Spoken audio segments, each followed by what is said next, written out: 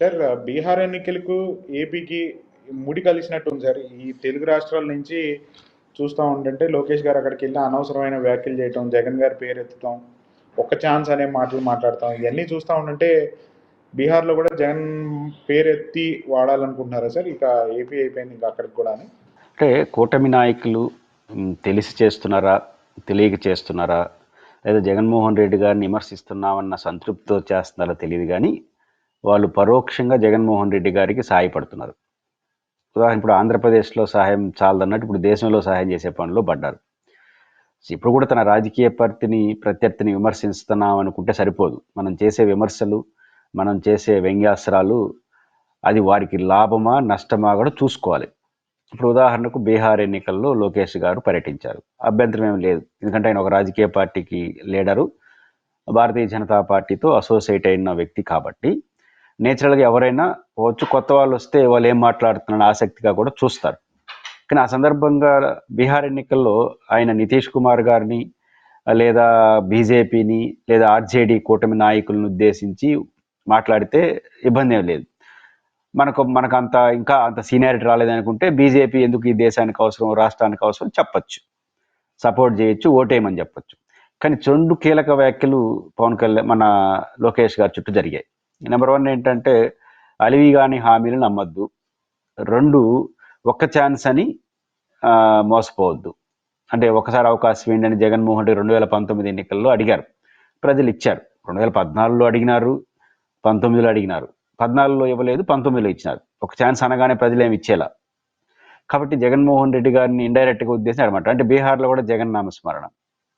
2 దీన్ని అక్కడ మీడియా కూడా చూస్తుంది కదా, ఎందుకు ఈయన ఒక ఛాన్స్ అనేది ప్రధానంగా అడతారు. రెండోది అక్కడ ఎవరైతే ఆర్జేడీ లాలూ ప్రసాద్ యాదవ్ గారి అబ్బాయి ఉన్నాడో, ఇప్పుడు ఎవరైతే లీడ్ చేస్తున్నాడో, ఆయన గతంలో ఉప ముఖ్యమంత్రి అయ్యాడు.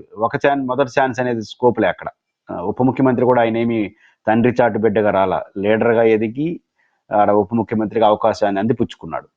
నితీష్ కుమార్తోనే, ఎవరితోనే కాదు, నితీష్ కుమార్ ముఖ్యమంత్రిగా ఆయన ఉప ముఖ్యమంత్రిగా కొంతకాలం పనిచేశారు. కాబట్టి ఆయన కొత్త కాదు ఉప ముఖ్యమంత్రి కావడం, పదవి ముఖ్యమంత్రికి కొత్త కావచ్చు. ఒక ఛాన్స్ అనే మాట ఆయన ఏమి అనట్లేదు.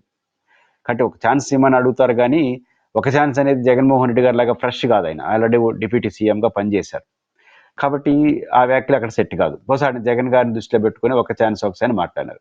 2 అలివి కాని హామీలు అంటే ఆయన సొంత అనుబంధం చెప్తున్నారని డౌట్. ఇప్పుడు ఆడ ప్రజలు అనుకుంటారు కదా, బహుశా ఆర్జేడీ కూటమి హామీలు ఏమైనా ఎక్కువ ఉన్నాయేమో. కాబట్టి అనివార్య హామీలు ఉన్నాయి. మనం ఇచ్చిన హామీలు ఏంటి? ఆంధ్రప్రదేశ్లో ఆల్రెడీ ప్రూవ్డ్ కదా, మనం ఇచ్చిన హామీలు ఆచరణ సాధ్యం కాదు అని ప్రూవ్ అయిపోయినాయి. ఆంధ్రప్రదేశ్లో ఎట్లా ప్రూవ్ అయినాయి? ఇప్పుడు ఉదాహరణకు ఆంధ్రప్రదేశ్లో దాదాపు 27 167 అంటారు, 27 ఎక్కువ డబ్బులు ఉన్నటువంటి స్కీమ్స్. దీని విలువ 1,60,000 కోట్లు. 20 ఇంకా ఎక్కువ అయితే ఇంకా ఎక్కువ అవుతాయి. వైసీపీ 140 అంటున్నారు. అంటే ఆన్ పేపర్ మీద పెట్టింది 27, ఇంకా వివిధ సందర్భాల్లో ఇచ్చిన హామీలన్నీ 100 పైన ఉన్నాయంటున్నారు. అవన్నీ పక్కన పెడదాం. ఇచ్చి అధికారికంగా పేపర్లో పెట్టింది 27కే 1,60,000 కోట్లు అవుతాయి.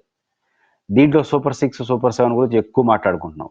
ఈ సూపర్ 6లో కూడా 2 పథకాలు ఇంప్లిమెంట్ జరగట్లేదు. అది ఆడబిడ్డ నిధి కావచ్చు, నిరుద్యోగ వృత్తి కావచ్చు. ఆడబిడ్డ నిధికి సంబంధించినంత వరకు అచ్చెన్నాయుడు గారు ఒక ప్రకటన చేశారు, అన్నీ చేశాం కానీ ఆడబిడ్డ నిధి చేయట్లేదు, ఆడబిడ్డ నిధి చేయాలంటే ఆంధ్రప్రదేశ్ని అమ్ముకోవాల్సి వస్తుంది అన్నాడు. అంటే సూపర్ 6కి ఆంధ్రప్రదేశ్ని అమ్ముకోవాల్సి వస్తే మిగతా మొత్తం హామీలకి ఏం చేయాలి? కాబట్టి అలివీరా హాని హామీలు నమ్మద్దు అంటే మిమ్మల్ని దృష్టిలో పెట్టుకొని చెప్తున్నారా, లేకపోతే వాళ్ళకి ఎన్లైట్ చేస్తున్నారా? అక్కడ సమాజం కూడా కొంచెం చూస్తుంది కదా. ఇప్పుడు కొత్తగా లోకేష్ గారు వెళ్ళినప్పుడు ఒక ఫ్రెష్గా వచ్చారు, ఏ రాష్ట్రానికి సంబంధించిన వ్యక్తి ఏం మాట్లాడుతున్నాడో కొంచెం ఆసక్తిగా చూడాలి. ఆసక్తిగా చాలా మాట్లాడచ్చు. బీజేపీ దేశానికి ఏం చేసింది అవన్నీ చెప్పొచ్చు, బీజేపీ మేము కలిసి ఎంత బాగా చేస్తున్నాం అని చెప్పొచ్చు, ఇవి చెప్పొచ్చు. కానీ అక్కడ కూడా జగన్మోహన్ గారిని ఇండైరెక్ట్గా ఇరిటేట్ చేస్తే జగన్మోహన్ గారికి ఏం ఇరిటేట్ అవుతుందంటే బీహార్లో కూడా జగన్మోహన్ రెడ్డి గారు ఒకరున్నారు అని చెప్తున్నారు మీరు. కాబట్టి జగన్మోహన్ రెడ్డి గారిని ఆంధ్రప్రదేశ్లో ఎస్టాబ్లిష్ చేయడం అయిపోయిందేమో, ఇంకా వాళ్ళు ఆయన చూసుకుంటారు అనుకోని ఇక్కడ బీహార్లో కూడా దేశంలో చేయాలనుకుంటే అది పొరపాటు అవుతుంది. కాబట్టి ఏదైనప్పుడు కూడా లోకేష్ గారు ఏదైతే ఈ 2 ప్రకటనలు కీలకంగా చేశారో, ఒక ఛాన్స్ అనే దానికి అర్థం లేదు. 2 అక్కడ ఈ అలివాని హామీలు అనేది మన సొంత అనుభవంతో మేము చెప్పొచ్చు, మేము కూడా ఇట్లా ఇచ్చేసాం పొరపాటున, ఇటు నమ్మద్దని చెప్పదలుచుకుంటే చెప్పొచ్చు. కాబట్టి ఈ 2 కొంచెం జగన్మోహన్ రెడ్డిని దృష్టిలో పెట్టుకొని చేసినట్టుగా, లేదా ఏదో ప్రచారం చేయాలి కాబట్టి చేసినట్టుగా. రెండోది, ఈ ప్రచారానికి పోయే వాళ్ళ హక్కుని నేను కాదన్ను, వాళ్ళ మిత్రపక్షంగా వెళ్ళొచ్చు కానీ పెద్ద ఇంపాక్ట్ క్రియేట్ కాదు. ఎందుకంటే తెలుగు వాళ్ళు ఏం పెద్ద అక్కడ ఉండరు, పెద్ద ప్రభావితం చేసే వ్యక్తులు కూడా కాదు. కాబట్టి ఏదో బీజేపీకి మేము కలిసి ఉన్నాము, బీజేపీ గుడ్ లుక్ కోసం చేసే ప్రయత్నంగానే కనిపిస్తుంది. ప్రభావితం చేయనప్పుడు ఒక జాతిని ఉద్దేశించి మంచి విషయాలు 4 మంచి ముక్కలు చెప్పేసి వస్తే అయిపోయేది. ఇట్లాంటి విషయాలు పోవడం వల్ల బీహార్లో కూడా ఎక్కడ వినా లోకేష్ గారికి కూటమి నాయకులకు జగనే కనిపిస్తున్నాడు అని మెసేజ్ ఇచ్చినట్టు అవుతుంది తప్ప ఇంకోటి కాదు.